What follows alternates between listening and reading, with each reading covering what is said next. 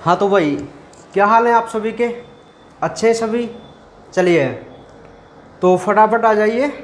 और जैसा कि आपको पता है कि कल हमने अपने चैप्टर नंबर 1 को कंप्लीट कर लिया था, ठीक है। जो जीवों में जनन वाला चैप्टर है, चैप्टर नंबर 1, हमने उसको कल कंप्लीट कर लिया था।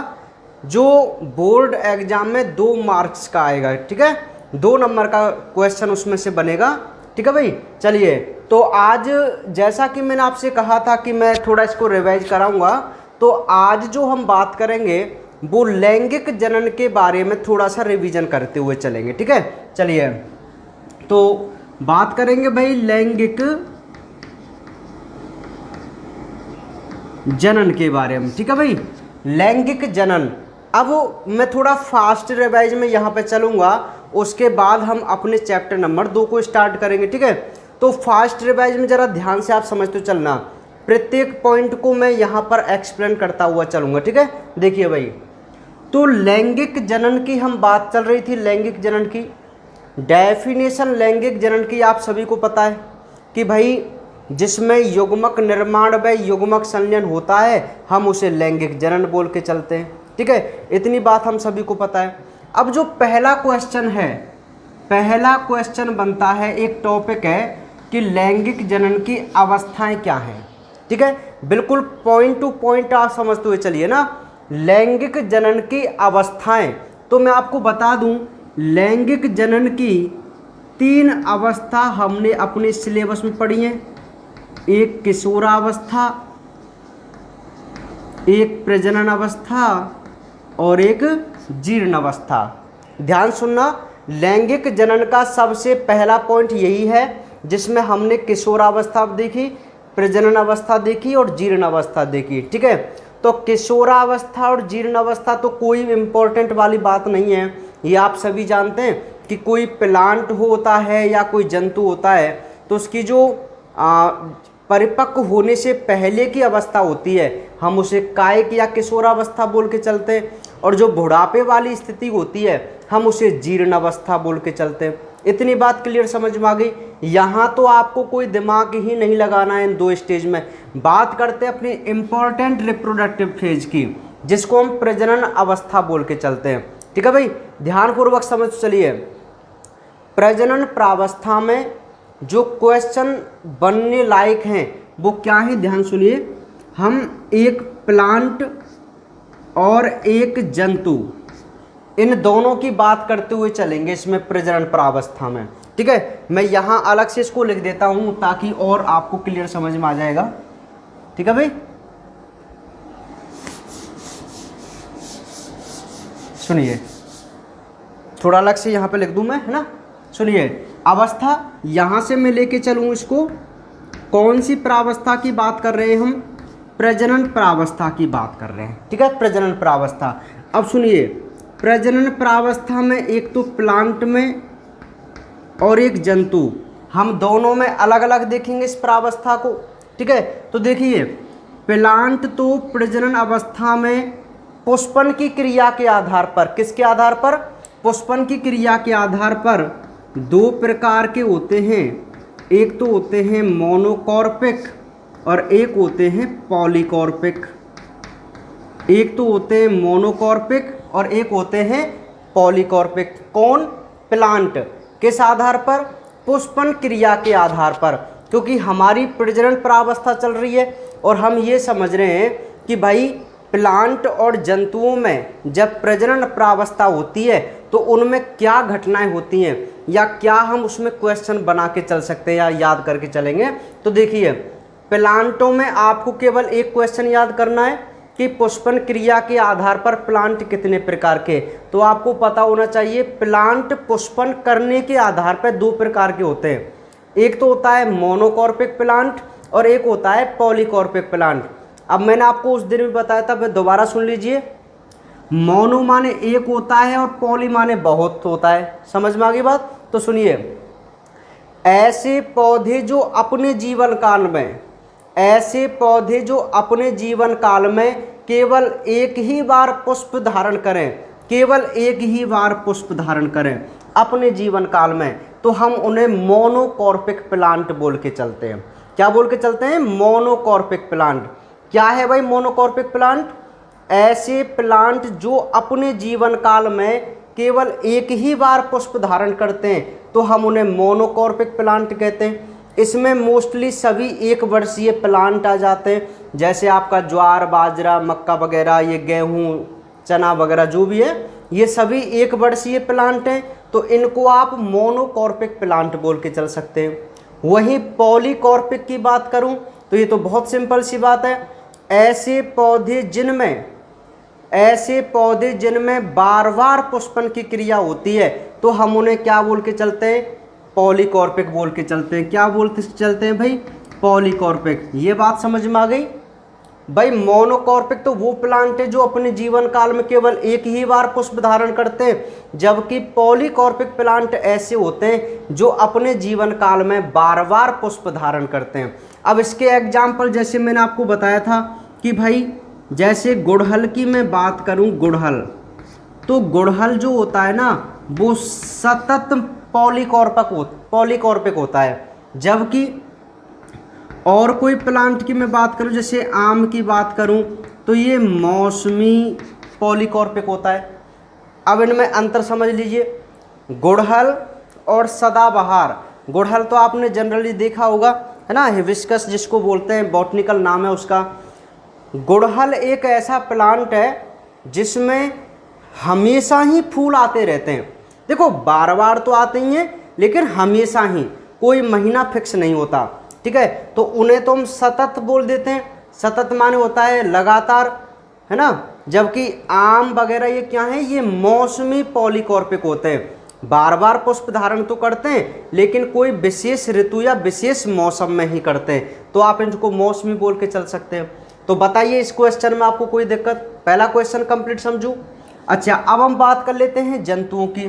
तो जंतुओं की प्रजनन प्रावस्था जो होती है, जंतुओं की जो प्रजनन प्रावस्था होती है, उसमें हम दो चक्र पढ़ के चलते हैं। तो एक तो है भाई मध चक्र और एक है रज चक्र।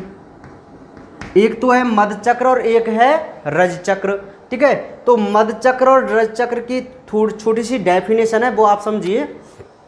देखो दो प्रकार की मादाएं होती हैं स्तनधारियों में, एक तो होती हैं प्राइमेट और एक होती हैं अप्राइमेट, ठीक है। सुनिए मेरी बात, सबसे पहले मैं बात करता हूं मध चक्र की। तो क्या डेफिनेशन आप लिखेंगे? अप्राइमेट मादाओं के जननांगों में जो चक्र चलता है हम उसे मध चक्र कहते हैं, जबकि प्राइमेट मादाओं के जननांगों में जो चक्र चलता है हम उसे रज चक्र कहते हैं, ठीक है। तो यहाँ दो प्रकार की मादाएं, एक प्राइमेट मादा, एक अप्राइमेट। आपको ऐसे नहीं समझना सर ये प्राइमेट क्या होती हैं। प्राइमेट के केवल आपको एग्जाम्पल्स देखने और इतना समझ के चलिए कि प्राइमेट मादा ऐसी मादाएं होती हैं जिनमें एक तो रज चक्र चलता है और उनमें जनन क्रिया का कोई टाइम फिक्स नहीं होता। वो वर्ष के किसी भी महीने में जनन प्रक्रिया कर सकते हैं या प्रेग्नेंट हो सकते हैं। समझ में आ गई बात। वहीं अप्राइमेट मादा की मैं बात करूं, अप्राइमेट की, जिनमें कौन सा चक्र चलता है? मध चक्र चलता है। उनमें जब मध चक्र चलता है तभी वो गर्भ धारण कर सकती हैं, है ना, अन्यथा वो कभी भी गर्भ धारण नहीं करती यदि उनमें मध चक्र नहीं चल रहा है, ठीक है। तो वो प्राइमेट और अप्राइमेट में अंतर होता है। प्राइमेट में जैसे हमारे मानव, बंदर, तो जैसे हम अपनी बात करें तो मानव में जनन क्रिया करने का कोई फिक्स टाइम नहीं होता, कभी भी जनन क्रिया हो सकती है, ठीक है।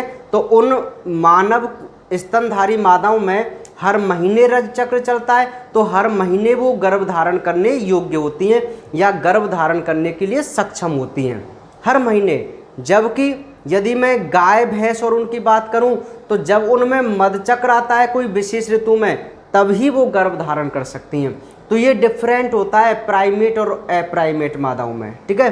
तो इतना ही आपको पढ़ के चलना है, उसमें इतनी बात समझ में आ गई। अब यहाँ प्लांटों में जो मोनोकॉर्पिक थे उसमें कुछ विशेष नोट वाले पॉइंट थे, वो भी आपको याद करके चलना है।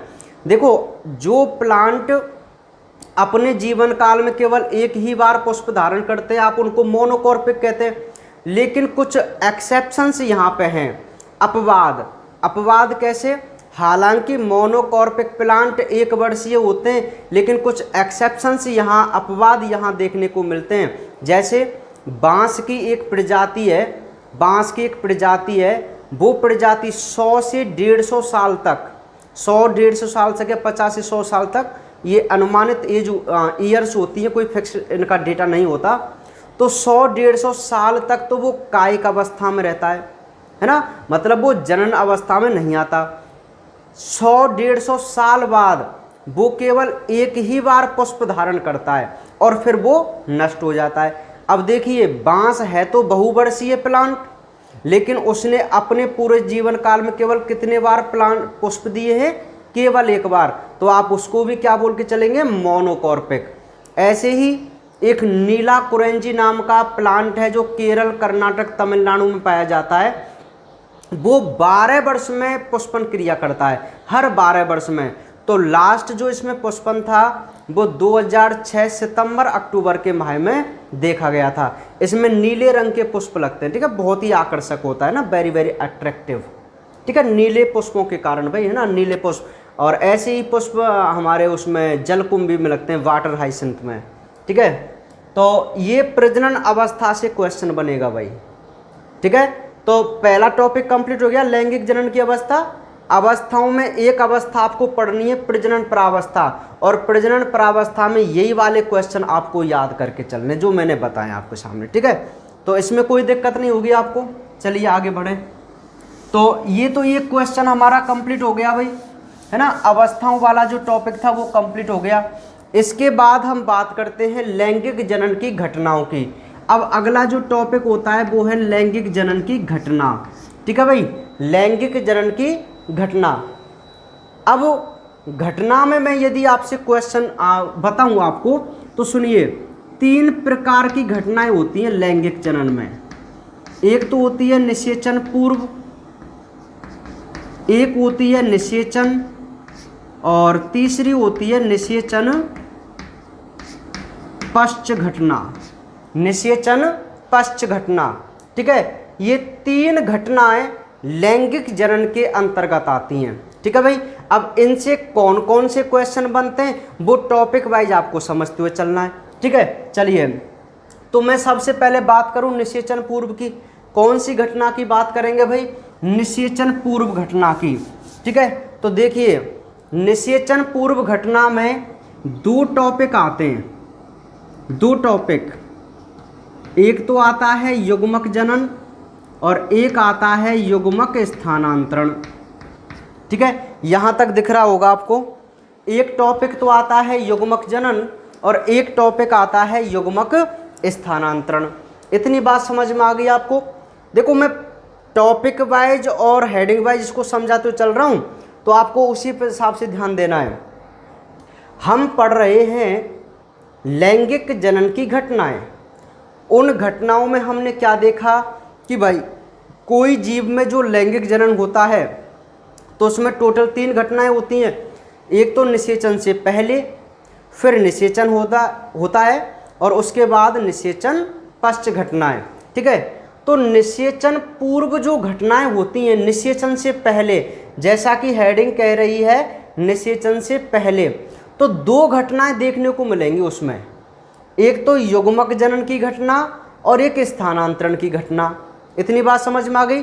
तो मोस्ट वन जो यहाँ पर टॉपिक है, मोस्ट वन टॉपिक जहाँ से हमें क्वेश्चन मिल सकता है वो टॉपिक है युग्मक जनन, जिसको आप गैमेटोजेनेसिस बोलते हैं। क्या बोलते हैं? गैमेटोजेनेसिस। तो देखिए, डेफिनेशन तो बहुत सिंपल है कि युग्मकों के निर्माण होने की प्रक्रिया को ही युग्मक जनन कहते हैं। डेफिनेशन क्या कहती है? युग्मकों के निर्माण होने की प्रक्रिया को ही हम क्या कहते हैं? युग्मक जनन कहते हैं। तो ये तो परिभाषा हुई। अब क्वेश्चन सुनना, मेरी बात ध्यान सुनना।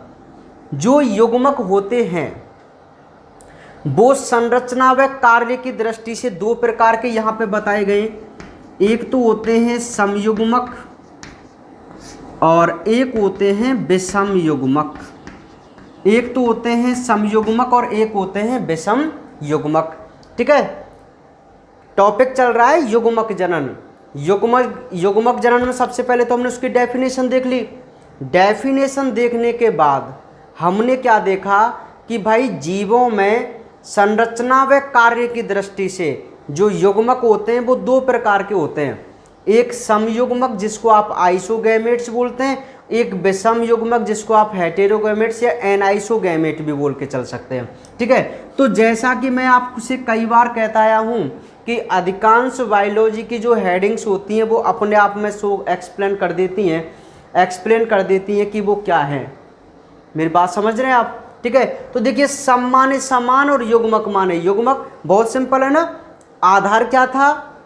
युग्मक की संरचना देखनी है और युग्मक का कार्य देखना है। तो देखिए ऐसे युग्मक जो संरचना व कार्य दोनों की दृष्टि से ही समान हो तो आप उसे समयुग्मक बोलेंगे, और जो दोनों ही दृष्टि से भिन्न हो संरचना व कार्य की दृष्टि से तो आप उनको विषम युग्मक बोलेंगे। एग्जाम्पल्स मैंने यहाँ पे आपको बताया था कि क्लेडोफोरा नाम का एक शैवाल है, क्लेडोफोरा, उसमें समयुग्मक होते हैं। समयुग्मक कैसे? दोनों की संरचना भी समान होती है और कार्य के आधार पर भी समान। कैसे? क्योंकि दोनों में गतिशील संरचनाएं होती हैं तो दोनों गति करते हुए फ्यूज होते हैं। तो कार्य भी दोनों का एक ही है, गति करना, दोनों चलशील हैं मतलब चलने वाले। ठीक है, तो कार्य और संरचना दोनों की दृष्टि से समान होते हैं तो हम उन्हें आइसोगैमेट्स बोल के चलते हैं। क्लियर? चलिए एग्जाम्पल्स क्या आएगा? क्लेडोफोरा नाम का शैवाल। अब हम बात करते हैं एनाइसोगैमेट्स या हेटेरोगैमेट्स की। ठीक है भाई, तो देखिए विषम युग्मक क्या होता है भाई। अब विषम युग्मक की डेफिनेशन तो बहुत सिंपल है कि ऐसे युग्मक में जो संरचना व कार्य दोनों की दृष्टि से ही भिन्न हो। इसके एग्जाम्पल्स आप बहुत इंपॉर्टेंट तरीके से याद करना, एक फ्यूकस और एक मानव। ठीक है, फ्यूकस जो कि भूरी शैवाल के अंतर्गत आती है। मैंने सबसे ज़्यादा इम्पोर्टेंट बताया था आपको एल्गी के बारे में, जो मैंने आपको टेबल बनाई है ना, very very important for NEET exam. बहुत सारे क्वेश्चन एल्गी वाले टॉपिक से यहाँ मिलते हैं और एल्गी मैंने आपको बहुत ही अच्छे तरीके से समझाया था, आपको याद हो तो। ठीक है, क्योंकि वेरी वेरी इंपॉर्टेंट टॉपिक था ना। हाँ, बहुत सारे एग्जाम्पल्स उसके मैंने आपको बताए थे क्या आपको याद हैं? जो मैंने कुछ कहावतें, कुछ क्या बोलते हैं उनको, ट्रिक बोलते हैं ना, ऐसे उनको एग्जाम्पल्स बताए थे। ठीक है, हाँ चलिए, तो समयुग्मक विषम युग्मक क्लियर है, कोई डाउट वाली बात नहीं है यहाँ पे ना। बहुत सिंपल सा पॉइंट था ये। चलिए इनके बाद अब हम बात करते हैं। देखिए मैं बता दूं, मानव है तो मानव का जो अंड होता है मादा का वो तो होता है बड़ा, जबकि नर युग्मक जिसको शुक्राणु बोलते हैं वो होता है छोटा।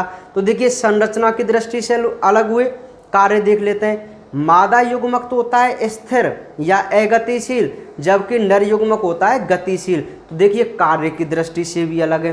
तो जब युग्मक कार्य व संरचना दोनों की दृष्टि से ही अलग हो तो आप उनको विषम युग्मक नहीं बोलेंगे। ठीक है, तो ये बात थी भाई। अब इसी में एक और पॉइंट है, एक और टॉपिक आता है इसी में भाई, है ना, जीवों में लैंगिकता। ठीक है, मतलब जो जीव होते हैं ना उन्हें हम लिंग के आधार पर डिवाइड कर रहे हैं। अब किसके आधार पर डिवाइड कर रहे हैं? लिंग के आधार पर। तो ये टॉपिक है जीवों में लैंगिकता, सेक्सुअलिटी इन ऑर्गेनिज्म। ठीक है, जो पॉइंट मैं आपको यहां बताऊं आपको क्या हो गया, आपको उन्हीं पे फोकस करना है। ठीक है, चलिए ध्यान से सुनिए भाई। जीवों में लैंगिकता की मैं बात करूं तो सिंपली मैं पहले आपको बता दूं जो आप जानते। देखिए सबसे पहले मैं प्लांट की बात कर रहा हूं। देखिए प्लांट लिंग के आधार पर, देखो लिंग दो, एक स्त्रीलिंग और एक पुल्लिंग। नपुंसक लिंग नहीं बोलेंगे, नपुंसक लिंग अलग होता है। ठीक है, अभी हम यहाँ पे पुल्लिंग और स्त्रीलिंग की बात करके चल रहे हैं। तो देखिए कोई भी प्लांट है ना, कोई भी पादप है, प्लांट में फूल होते हैं, फ्लावर होते हैं। फ्लावर के बारे में खूब पढ़ेंगे, आराम से पढ़ेंगे, मजे ले लेके पढ़ेंगे कि व्हाट इज़ फ्लावर, है ना, क्या है फ्लावर, क्या उसका काम है ना। बहुत सारे इंटरेस्टिंग क्वेश्चन उसमें से बनेंगे। अभी चैप्टर नंबर 2 चलेगा उसमें ना। देखिए भाई किसी प्लांट के फ्लावर में यदि एक ही लिंग हो, चाहे तो वो पुंकेसर हो चाहे वो स्त्रीकेसर हो, तो आप उस प्लांट को एक लिंगी पौधा बोलेंगे। यदि उस किसी प्लांट के एक ही पुष्प में दोनों प्रकार के लिंग हो, स्त्रीलिंग भी और पुल्लिंग भी, अर्थात पुंकेसर भी और स्त्रीकेसर भी, तो आप उस प्लांट को या पुष्प को उभयलिंगी बोलेंगे। दो कंडीशन तो ये हो गई, ध्यान से सुनना मेरी बात। एक तो होता है एक लिंगी, ठीक है, एक लिंगी। एक शब्द होता है उभयलिंगी, एक लिंगी और उभयलिंगी। अब एक लिंगी और उभयलिंगी को आप भली भांति जानते हैं। जैसे मैं यहाँ पर एक छोटा सा ऐसे फ्लावर बना देता हूँ ना, ऐसे समझने के लिए, केवल ये बात समझ में आ गई। अब देखिए, यदि इस फ्लावर में केवल ये मादा पार्ट आपको दिखाई दे, देखो एक ही लिंग है ना इसमें, ये स्त्रीकेसर है मतलब स्त्रीलिंग है, तो ये प्लांट कैसा है भाई, एक लिंगी प्लांट, ठीक है। यदि कोई प्लांट में फ्लावर है और उसमें केवल ये नर पार्ट है, नर पार्ट, तो भी ये प्लांट कैसा है, एक लिंगी प्लांट। कैसा है, एक लिंगी। तो एक लिंगी प्लांट तो आप इनको बोलते हैं जिनके पुष्पों में केवल एक ही लिंग उपस्थित हो, तो उन्हें तो आप एक लिंगी पौधा बोलते हैं, ठीक है। अब मैं उभयलिंगी पुष्प की बात करूं तो देखिए, अब जैसे मान लीजिए इस प्लांट में, इस पुष्प में मैं ऐसे बना दूं, तो देखिए फ्लावर एक ही है, इसमें पुंकेसर भी आपको दिखाई दे रहा है जो कि नर पार्ट है, स्त्रीकेसर भी आपको दिखाई दे रहा है जो मादा पार्ट है। तो ध्यान दीजिए, एक ही पुष्प में दोनों प्रकार के लिंग उपस्थित हैं, तो आप इसको क्या बोलेंगे, उभयलिंगी पुष्प बोलेंगे। तो एक लिंगी उभयलिंगी का मतलब तो ये होता है भाई, ठीक है। अब जो मेन क्वेश्चन की बात आती है, क्वेश्चन की बात जो हमें समझनी है उस पे आप फोकस कीजिए, है ना, उस पे आप फोकस कीजिए। आपसे क्वेश्चन तो एक ही पूछा जाएगा, जो मैं ये फालतू की रायमंड यहाँ पे पढ़ के चल रहा हूँ ना, ये तो केवल समझाने के लिए, लेकिन बोर्ड एग्जाम की दृष्टि से आपसे एक ही क्वेश्चन यहाँ पे पूछा जाता है, वो मैं आपको बता रहा हूँ। एक शब्द है जिसको हम बोलते हैं उभयलिंगाश्रयी। क्या बोलते हैं भाई, उभयलिंगाश्रयी। इंग्लिश में इसको मोनोसियस कहा जाता है। क्या बोलते हैं इंग्लिश में इसको, मोनोसियस, उभयलिंगाश्रयी। इसको जरा ध्यान समझना कि व्हाट इज मोनोसियस प्लांट, ठीक है। उभयलिंगाश्रयी प्लांट क्या होते हैं, तो देखिए भाई ध्यान सुनना, ये कोई बेल है, बेल लहरा ले रही है, याद हो पानी में लहरा, गाना याद है क्या आपको, नहीं पता, चलिए ध्यान रखा करो यार। ये कोई भैया बेल है ना, ये बेल है, मान लीजिए ये तोरई की बेल है, लौकी की बेल है, आप कुछ भी मान लीजिए, खीरा का सीजन चल रहा है तो खीरा की बेल मान लेते हैं, ठीक है। ये खीरा की बेल है भाई, है ना। अब सुनना मेरी बात को ध्यान सुनना, ये एक ही प्लांट तो है, पौधा एक ही है ना। अब इस पे मैं फूल बना देता हूं ऐसे, दो मैंने इस पे फूल बना दिए, दो फूल, ये दो फ्लावर बना दिए ना एक ही प्लांट पे। अब इस फ्लावर पे मैंने बना दिया ऐसी संरचना, और इस फ्लावर पे मैंने बना दी ये वाली संरचना। क्या आपको ये क्लियर दिखाई दे रहा है, ये डायग्राम मेरा, ठीक है, बिल्कुल क्लियर दिखाई दे रहा है। जरा ध्यान दीजिए, ये प्लांट एक ही है, एक ही पौधा है, और इसमें दो मैंने फूल बनाए। ध्यान से सुनना, पॉइंट आप देखना, प्लांट तो होता है एक ही, लेकिन एक ही पौधे पर जब दोनों प्रकार के पुष्प पाए जाएं, दोनों प्रकार के, ध्यान सुनो मेरी बात, दोनों पुष्प एक लिंगी है ना, है तो एक लिंगी, लेकिन भाई एक ही पौधे पे दोनों ही प्रकार के हैं। देखो ये नर प्लांट, नर भाग वाला है, ये मादा भाग वाला है। दोनों प्रकार के फूल जब एक ही प्लांट पर उपस्थित हों तो हम उस कंडीशन को मोनोसियस या उभयलिंगाश्रयी कंडीशन बोल के चलते हैं, उभयलिंगाश्रयी। अब ध्यान सुनना, अगर मैं इस पर केवल जितने भी फूल बनाता और सब ऐसे वाले बनाता नर वाले, तो आप इसको या तो एक लिंगी पौधा कहते या आप इसको एक लिंगाश्रयी पौधा कहते। ठीक है, एक लिंग और एक लिंगाश्रयी दोनों सेम है, कोई डिफरेंट नहीं है।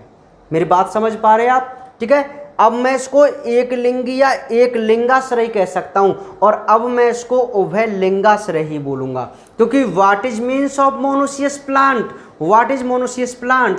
तो मोनोसियस प्लांट वे प्लांट होते हैं जिनमें एक ही प्लांट पर दोनों प्रकार के जननांगों वाले फ्लावर पाए जाते हैं, नर पार्ट वाला भी और मादा पार्ट वाला भी, तो हम उसको मोनोसियस प्लांट बोल के चलते हैं। वेरी वेरी डिफरेंट बिटवीन उभयलिंगी एंड उभयलिंगाश्रयी। ठीक है, बाइसेक्सुअल एंड मोनोसियस प्लांट में बहुत अंतर है, बहुत जमीन आसमान का अंतर है। उभयलिंगी तो आप उसको बोलते हैं जब एक ही फ्लावर में दोनों संरचनाएं हो, नर पार्ट भी और मादा पार्ट भी, जबकि मोनोसियस आप उसको बोलते हैं एक ही प्लांट पर पुष्प तो हो एक लिंगी लेकिन दोनों प्रकार के, तो बिग डिफरेंट है। अब आपको क्लियर हो गया उभयलिंगाश्रयी और उभयलिंगी दोनों ना। चलिए अच्छा, अब हम बात कर लेते हैं अपने क्वेश्चन के बारे में, है ना। क्या क्वेश्चन बनता है? देखिए, आपको केवल एक ही क्वेश्चन यहां याद रखना है कि कवक शैवाल में एक लिंगी शब्द को उल्लेखित करने के लिए, ये इंपॉर्टेंट क्वेश्चन है, कवक और जो शैवाल होते हैं उनमें एक लिंगी कंडीशन को उल्लेखित करने के लिए जो आप शब्द काम में लेंगे, या तो आप एक लिंगाश्रयी या आप उसको बोलेंगे विषम थैलेसी। ठीक है, इंपॉर्टेंट क्वेश्चन है। कवक और शैवाल में यदि आपको एक लिंगी कंडीशन उल्लेखित करनी है तो आप उसके लिए शब्द काम में लेंगे एक लिंगाश्रयी, जिसको आप विषम थैलेसी भी बोलते हैं। ठीक है, ऐसे ही द्विलिंगी या उभयलिंगी कंडीशन की बात हो तो हम इसके लिए एक शब्द काम में लेते हैं जिसको बोलते हैं उभयलिंगाश्रयी या समथैलेसी। ठीक है, तो ये जो पॉइंट है ये बोर्ड एग्जाम की दृष्टि से ज़्यादा इंपॉर्टेंट है, यही आपको क्वेश्चन इसमें याद करना है जीवों की लैंगिकता वाले। एक बार मैं बता दूं दोबारा, देखो जो कवक और शैवाल होते हैं ना, मोस्टली कवक से क्वेश्चन पूछा जाता है कि कवक में एक लिंगी कंडीशन, एक लिंगी व द्विलिंगी कंडीशन को उल्लेखित करने के लिए किन शब्दों का प्रयोग किया जाता है। तो आपका आंसर है एक लिंगी कंडीशन होगी तो मुझे एक लिंगाश्रयी या विषम थैलेसी शब्द से, जबकि द्विलिंगी कंडीशन को उभयलिंगाश्रयी या समथैलेसी शब्द से प्रयुक्त करते हैं। ठीक है, इतनी बात आपको याद रखनी है। केवल टॉपिक देखा। चलिए भाई, अब नेक्स्ट टॉपिक आता है युग्मक स्थानांतरण। तो मैं आपको बता दूं, युग्मक स्थानांतरण से आपके बोर्ड एग्जाम में कोई भी क्वेश्चन नहीं बनेगा, लेकिन फिर भी आप इतना याद रखना कि जो शैवाल, ब्रायोफाइट और टेरिडोफाइट होते हैं उनमें तो युग्मकों का ट्रांसफर जल के माध्यम से होता है, जबकि एंजियोस्पर्म और जिम्नोस्पर्म जो प्लांट होते हैं उनमें युग्मकों का स्थानांतरण परागण विधि से होता है। ठीक है, अच्छा मैं एक शब्द भूल गया, द्विलिंगी कंडीशन, सॉरी जो मतलब जीवों में लैंगिकता वाला टॉपिक था ना, उसमें जंतु की बात और आएगी ना। देखिए अधिकांश तो एक लिंगी जंतु हैं, जैसे अपना एनसीईआरटी बुक का एक पॉइंट है तिलचट्टा एक लिंगी है, तो तिलचट्टे को आप याद रखना है ना, कॉकरोच जिसको बोलते हैं। सुनिए, द्विलिंगी जंतु भी होते हैं, ऐसे जंतु जिनमें दोनों लिंग एक ही जीव में पाए जाएं, जैसे केंचुआ। उस दिन भी मैंने आपको बताया था, जैसे मान लीजिए एक केंचुआ है, तो इस केंचुआ में पता है क्या होता है, जीव तो एक ही है लेकिन इसमें नर जननांग और मादा जननांग दोनों एक ही जंतु पर पाए जाते हैं, तो हम इसे द्विलिंगी जंतु बोल के चलते हैं। कौन क्या बोल के चलते हैं? द्विलिंगी जंतु। तो आपको द्विलिंगी जंतु के एग्जाम्पल भी याद रखने हैं। ठीक है भाई, तो ये तो हमारी कंप्लीट हुई कौन सी घटना भाई? निषेचन पूर्व घटना। तो निषेचन पूर्व घटना में क्वेश्चन समझ में आ गया। कौन सा याद करना है आपको? युग्मक जनन वाले टॉपिक से और जीवों में लैंगिकता वाले। बात करते हैं निषेचन वाली घटना की। तो देखिए भाई, निषेचन वाली जो घटना है ना, डेफिनेशन आप सभी जानते हैं, नर व मादा युग्मकों के संलयन से युग्मनज का बनना ही निषेचन कहलाता है। आपको केवल यहाँ जो क्वेश्चन पढ़ने को मिलेगा वो ये मिलेगा कि जीवों में दो प्रकार का निषेचन होता है। जीवों में दो प्रकार का निषेचन होता है, एक बाह्य निषेचन और एक आंतरिक निषेचन। बाह्य निषेचन और आंतरिक निषेचन, ठीक है। तो बाह्य और आंतरिक निषेचन आप भली भांति जानते हैं, डेफिनेशन आप उनकी जानते हैं। मोस्टली जो यहाँ से क्वेश्चन आपसे पूछा जाता है ना, वो अंतर वाला क्वेश्चन आता है। कौन सा क्वेश्चन आता है? अंतर वाला। डेफिनेशन मैं आपको बता दूं, ऐसे जीव जिनमें जो युग्मक होते हैं, युग्मक जो होते हैं वो शरीर से बाहर संलयित होते हैं, शरीर से बाहर, सिंपल है। ऐसा निषेचन जिसमें युग्मक संलयन व भ्रूण का विकास मादा शरीर के बाहर होता है तो हम उसे बाह्य निषेचन बोलते हैं। जब युग्मकों का संलयन मादा शरीर के अंदर होता है तो हम उसे क्या बोलते हैं भैया? क्या बोलते हैं इसको? आंतरिक निषेचन बोलते हैं। बात समझ में आ गई मेरी? देखो, बाह्य निषेचन में युग्मकों का संलयन और भ्रूण का विकास मादा शरीर से बाहर होता है, जबकि आंतरिक निषेचन में जो युग्मक हैं वो मादा शरीर के अंदर छोड़े जाते हैं। तो युग्मक संलयन की घटना कहाँ होगी? मादा शरीर के अंदर होगी, ठीक है। लेकिन आंतरिक निषेचन में भ्रूण का विकास अंदर ही हो ये फिक्स नहीं है, ठीक है। अंदर ही हो ये फिक्स नहीं है, क्योंकि जो कुछ जंतु अंडे देते हैं ना, तो उनमें युग्मक संलयन तो अंदर हो रहा है आंतरिक निषेचन, लेकिन भ्रूण का विकास बाहर होता है, जो हम आगे अभी देखेंगे, ठीक है। तो मोस्टली जो यहाँ क्वेश्चन बन के चलता है वो बाह्य निषेचन और आंतरिक निषेचन में अंतर बनता है, ठीक है। तो एक सिंपल सी बात है, आपको पता ही होगा आंतरिक और बाह्य निषेचन में जो अंतर की बात है कि इसमें जो युग्मक है वो मादा शरीर से कहाँ भैया हो?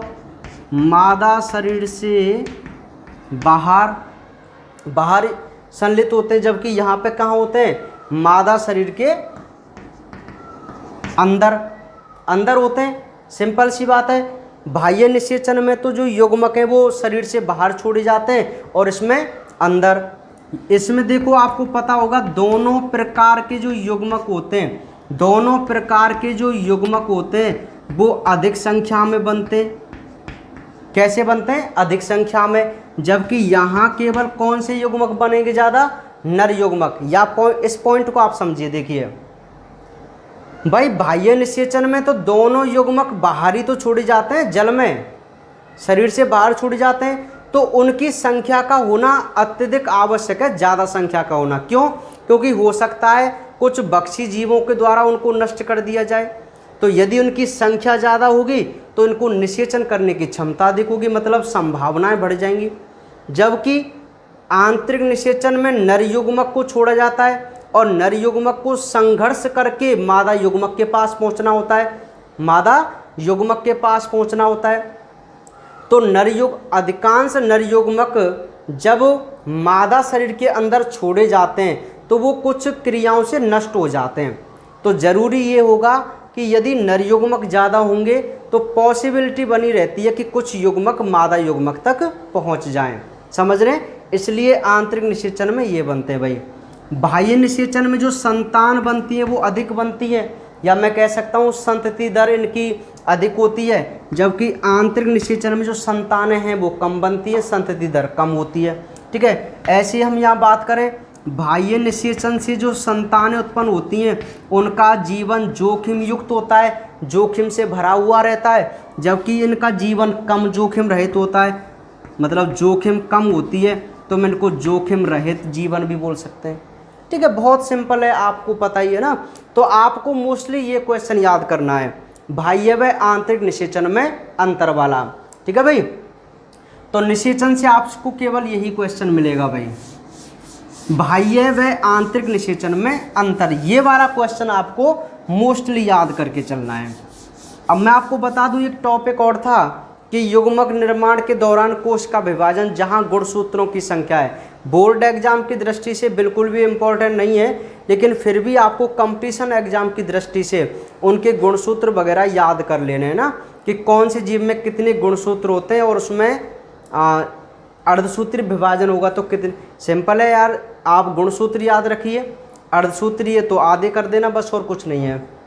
ठीक है भाई, तो बाह्य और आंतरिक निषेचन में अंतर समझ में आ गया आपको। ठीक है, अब हम बात करते हैं निषेचन पश्च घटना की।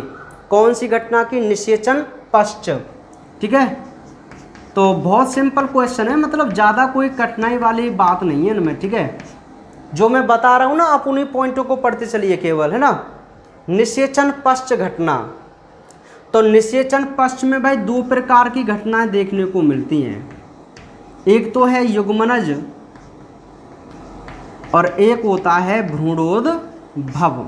ठीक है, अच्छा एक क्वेश्चन और आप नोट में याद कर लेना वहाँ पे, कि बाह्य निषेचन की सबसे बड़ी कमी क्या होती है। बाह्य निषेचन की सबसे बड़ी कमी ये होती है कि इनकी जो संतानें होती हैं उनको बक्षी जीवों से अधिक खतरा बना रहता है, क्योंकि भाई ये जल में छोड़ते हैं, तो जल में तो बहुत सारे बक्षी जीव का मतलब होता है जो दूसरों को खाते हैं। ठीक है, युग्मनज और एक भ्रूणपोष। देखिए युग्मनज वाले टॉपिक में केवल आपको 2 पॉइंट याद करने हैं। एक तो इसकी डेफिनेशन, क्या डेफिनेशन बताई, कि नर व मादा युग्मकों के संलयन से जो डिप्लॉयड सेल बनती है आप उसको जाइगोट बोलते हैं। और सेकंड पॉइंट आपको ये याद करना है कि युग्मनज 2 पीढ़ियों के बीच की योजक कड़ी होती है, या एक पीढ़ी से दूसरी पीढ़ी को जोड़ने का कार्य करती है। तो केवल 2 पॉइंट आपको याद करने हैं। मोस्ट लास्ट वन क्वेश्चन है अपना भ्रूणोद्भव, तो एम्ब्रियोजेनेसिस जिसको बोलते हैं। अब डेफिनेशन सुनिए, युग्मनज से भ्रूण का निर्माण होना ही क्या कहलाता है? भ्रूणोद्भव कहलाता है। युग्मनज जो होता है ना, यदि ये भ्रूण बना देगा तो आप इस घटना को क्या बोलेंगे? भ्रूणोद्भव। अब सुनिए, यहाँ फिर ये क्वेश्चन बनता है कि संतति उत्पन्न करने के आधार पर जो जंतु होते हैं वो 2 प्रकार के होते हैं। केवल मैं जंतु की बात कर रहा हूँ, प्लांट की बात नहीं कर रहा। जंतु 2 प्रकार के होते हैं। एक तो होते हैं भैया अंड प्रजनक, और एक होते हैं सजीव प्रजनक। ठीक है, अंड प्रजनक को आप ओविपेरस बोल के चलते हैं और इनको आप विविपेरस बोल के चलते हैं। तो ये मोस्ट इंपॉर्टेंट क्वेश्चन है जो चल रहा है। ठीक है, तो अंड प्रजनक और सजीव प्रजनक बहुत सिंपल है। ऐसे जंतु जो निषेचित अंडे देते हैं तथा भ्रूण का विकास उनसे बाहर होता है, शरीर से बाहर, तो हम उसे क्या बोलते हैं? अंड प्रजनक बोलते हैं। सिंपल सी बात है, जो जंतु अंडे देते हैं वो अंड प्रजनक हैं, जो डायरेक्ट शिशु को जन्म देते हैं वो सजीव प्रजनक हैं। क्लियर? तो अंड प्रजनक की डेफिनेशन, ऐसे जंतु जो निषेचित अंडे देते हैं और उनमें भ्रूण का विकास शरीर से बाहर होता है तो हम उन्हें अंड प्रजनक कहते हैं। एग्जाम्पल्स आप सभी को पता ही है, मुझे बताने की आवश्यकता नहीं है। सजीव प्रजनक, ऐसे जंतु जो सीधे विकसित शिशु को ही जन्म देते हैं तो हम उन्हें सजीव प्रजनक कहते हैं। तो डेफिनेशन तो यही है, लेकिन वो कभी भी आपसे रेयर चांस होते हैं कि ये वाली बात पूछ ले। तो आपसे जो इस टॉपिक से क्वेश्चन पूछा जाएगा ना, वो ये टॉपिक पूछा जाएगा जिसको मैं बता रहा हूँ, ध्यान सुनना। नोट में लिखाया है मैंने। क्वेश्चन ये आता है कि अंड प्रजनकों की तुलना में सजीव प्रजनक शिशुओं के जीवित रहने के अवसर या उत्तरजीविता के अवसर बढ़ जाते हैं, क्यों? वो ये कहना चाहता है कि अंड प्रजनकों की जो संतानें होती हैं उनकी तुलना में सजीव प्रजनकों की जो संतानें हैं उनके जीने के अवसर क्यों बढ़ जाते हैं। तो उनका एक ही आंसर है कि भ्रूणीय सही देखभाल और पैतृक संरक्षण के कारण सजीव प्रजनक शिशुओं की उत्तरजीविता के अवसर अंड प्रजनकों की तुलना में बढ़ जाते हैं। ये क्वेश्चन जो मैं बोल रहा हूँ ना, ये BBA में वेरी वेरी मोस्ट इंपॉर्टेंट है, बिल्कुल। ठीक है, तो वो क्वेश्चन आपको याद करके चलना था। इतनी बात समझ में आ गई? तो ये हमारे वैसे तो मोस्टली टॉपिक कंप्लीट हो गए। अब इसमें एक लैंगिक और अलैंगिक जनन में अंतर वाला क्वेश्चन और था, लैंगिक और अलैंगिक जनन में अंतर। और यहीं एक क्वेश्चन पूछा जाता है कि अलैंगिक कायिक जनन को अलैंगिक जनन क्यों कहा जाता है। मैंने कायिक जनन जब पढ़ाया था तो एक नोट में पॉइंट लिखाया था, ये बोर्ड में क्वेश्चन पूछा गया था कि लैंगिक और अलैंगिक जनन में क्या अंतर है। और देखो 1 नंबर का क्वेश्चन तो ये हो गया लैंगिक और अलैंगिक में अंतर, और वहीं उसमें मिलाकर ही एक क्वेश्चन भी पूछा गया था कि कायिक जनन को अलैंगिक जनन कहा जाता है क्यों। क्वेश्चन एक ही था लेकिन आंसर 2 हैं। आंसर 2 कैसे, क्वेश्चन सुनो। क्वेश्चन था लैंगिक व अलैंगिक जनन में अंतर स्पष्ट कीजिए, क्वेश्चन मार्क। फिर लिखा हुआ था कायिक जनन को अलैंगिक जनन कहा जाता है क्यों। एक ही क्वेश्चन में 2 प्रकार के क्वेश्चन बन गए ना, ठीक है। तो अंतर तो हमें पता ही है भाई, अंतर तो हम इसमें जानते ही हैं लैंगिक और अलैंगिक में। तो एक बार हम देख लेते हैं। देखिए इसमें एक जनक लैंगिक है, मैं कह रहा हूँ ना ये गलतियाँ हो जाती हैं, ठीक है। इधर मैं अलैंगिक लिख देता हूँ, ठीक है। आपको भी इधर अलैंगिक ही लिख के चलना है आप, ताकि कंफ्यूज नहीं होंगे ना। चलिए, तो अलैंगिक में देखिए 1 जनक भाग लेता है, जबकि इसमें 2 जनक भाग लेते हैं ना। इसमें समसूत्री विभाजन होता है, इसमें केवल युग्मक निर्माण के समय अर्धसूत्री विभाजन होता है। अलैंगिक जनन से जो नए जीव बनते हैं वो अपने जनक के कैसे होते हैं भाई, समान होते हैं, जबकि ये अपने जनक से कैसे होते हैं, भिन्न होते हैं। बहुत सिंपल से तो अंतर है, ठीक है। अलैंगिक जनन से जो संततियां बनती हैं वो ज़्यादा बनती हैं, और इनसे जो संततियां बनती हैं वो कम बनती हैं। तो ये अंतर हो गया इनमें, लैंगिक और अलैंगिक जनन में। क्या दिक्कत वाली बात है बोलिए, है ना, बहुत सिंपल है। चलिए, तो इसके बाद अब हम बात कर लेते हैं अपने, ये तो हो गया लैंगिक अलैंगिक जनन में अंतर वाला। अब एक टॉपिक था जिसको हम बोलते हैं पार्थेनोजेनेसिस, यानी कि अनिषेक जनन। तो सिंपली आपको केवल उसकी डेफिनेशन याद करनी है भाई अनिषेक जनन की। प्रीवियस वीडियो में मैंने आपको उसको फुल डीपली बताया, फुल डीपली का मतलब फुल डीपली। उसके अलावा पार्थेनोजेनेसिस कंप्लीट है, मतलब कहने का है कोई टॉपिक कोई शब्द मैंने नहीं छोड़ा अनिषेक जनन से, फुल नीट लेवल से समझाया आपको, ठीक है। चलिए, लेकिन आपको बोर्ड की दृष्टि से केवल डेफिनेशन याद करके चलनी है। सिंपल डेफिनेशन थी कि बिना निषेचन के ही भ्रूण का बन जाना क्या कहलाता है, अनिषेक जनन कहलाता है। उसके एग्जाम्पल आप याद रखना, मधुमक्खी, अमेर की छिपकली वगैरह, ठीक है। तो भाई ये था आपका चैप्टर नंबर 1, ठीक है। तो उसका एक कंप्लीट रिवाइज भी मैंने आपको करा दिया है। अब मैं इम्पॉर्टेंट क्वेश्चन यहाँ कुछ नोट कर रहा हूँ, मतलब बता रहा हूँ आपको, सुनिए। देखिए पहला क्वेश्चन इस चैप्टर से मोस्ट बता रहा हूँ जो आपको याद करना है। पहला क्वेश्चन आपको याद करना है क्लोन वाला इम्पोर्टेंट अलैंगिक जनन वाले टॉपिक से। एक क्वेश्चन वो हो गया, है ना। अब दूसरा क्वेश्चन आइए लैंगिक जनन में। हाँ बिल्कुल, अलैंगिक जनन से कम क्वेश्चन बनते हैं ना, कम क्वेश्चन बनते हैं।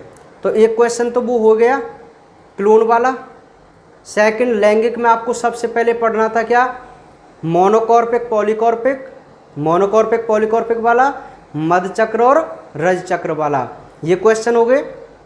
उसके बाद आप आएंगे घटनाओं में, तो निषेचन पूर्व घटनाओं में समयुग्मक, विषम युग्मक और जीवों में लैंगिकता वाला पॉइंट, ये इंपॉर्टेंट है।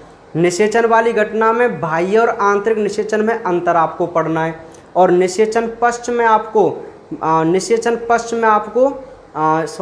एक युग्मनज की डेफिनेशन, बीच की कड़ी वाला, और आपको एक पढ़ना है अंड प्रजनक और सजीव प्रजनकों में वाला क्वेश्चन, जिसमें मैंने जो नोट वाला बताया था ना वही क्वेश्चन बनता है। उसके बाद आपको पढ़नी है अनिषेक जनन की डेफिनेशन, और आपको लास्ट में पढ़ना है लैंगिक व अलैंगिक जनन में अंतर, ठीक है। ये तो वो हैं जो बोर्ड एग्जाम में घूम फिर कर आते रहते हैं।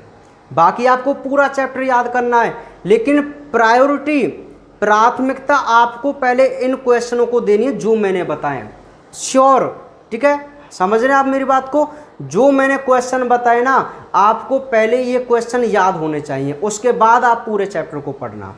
मेरा मतलब आप चैप्टर तो पूरा पढ़ना, हर पॉइंट जो भी है मैंने सारे पढ़ने आपको, लेकिन ये आपको हर बच्चे को कंफर्म याद रहना चाहिए, ठीक है भाई। तो ये आपका था चैप्टर नंबर 1 जो 2 नंबर का है, ठीक है। अब सुनिए मेरी बात,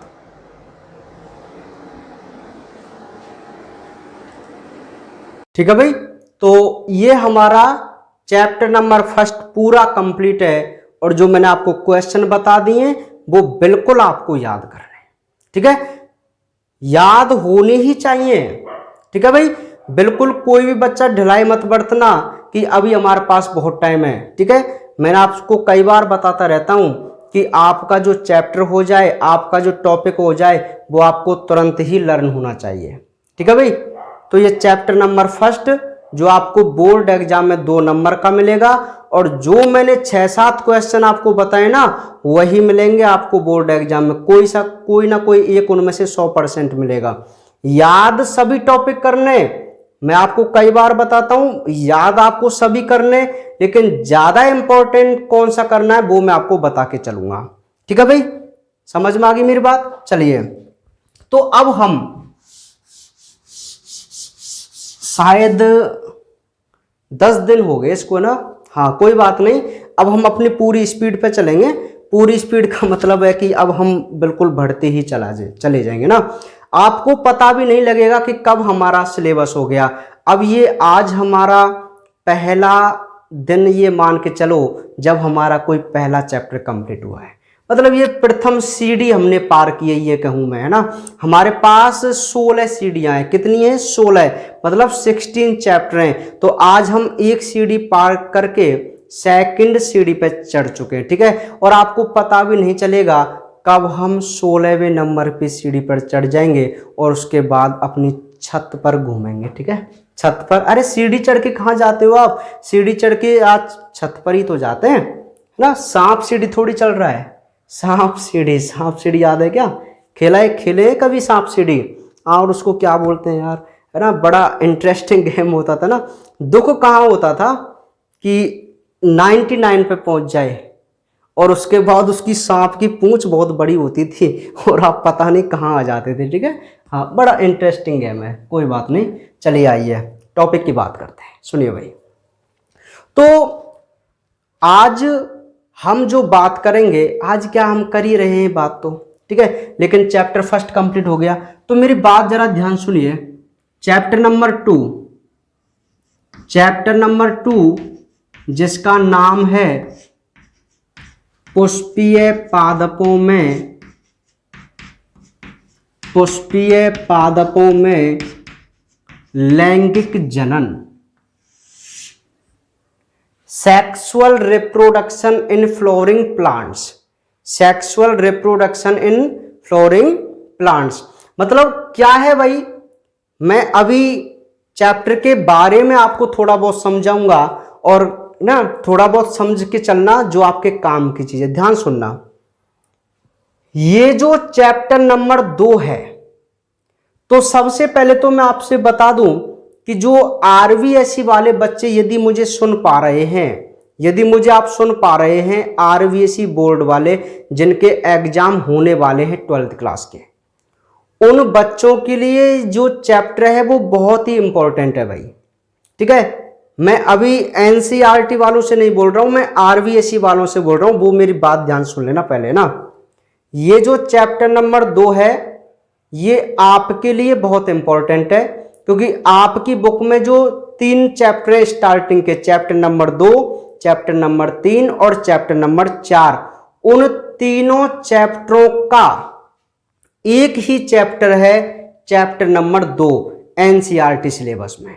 ठीक है, देखिए एनसीईआरटी सिलेबस में जो चैप्टर नंबर 2 है ना, इस पूरे 2 पार्ट से आरवीएससी सिलेबस में 3 चैप्टर बने हुए हैं, चैप्टर नंबर 2, चैप्टर नंबर 3 और चैप्टर नंबर 4। ठीक है, तो आरवीएससी वालों के लिए ये तीनों चैप्टर बोर्ड एग्जाम में कितने नंबर के हैं? 4 नंबर के तीनों चैप्टर, और तीनों चैप्टर एनसीईआरटी में अकेले 2 पार्ट में है। मेरा कहने का मतलब है आरवीएससी में तो इस चैप्टर को टुकड़ों में बांट दिया था, लेकिन एनसीईआरटी में हम केवल एक ही पार्ट पढ़ेंगे, चैप्टर नंबर 2, जिसका नाम है पुष्पीय पादपों में लैंगिक जनन।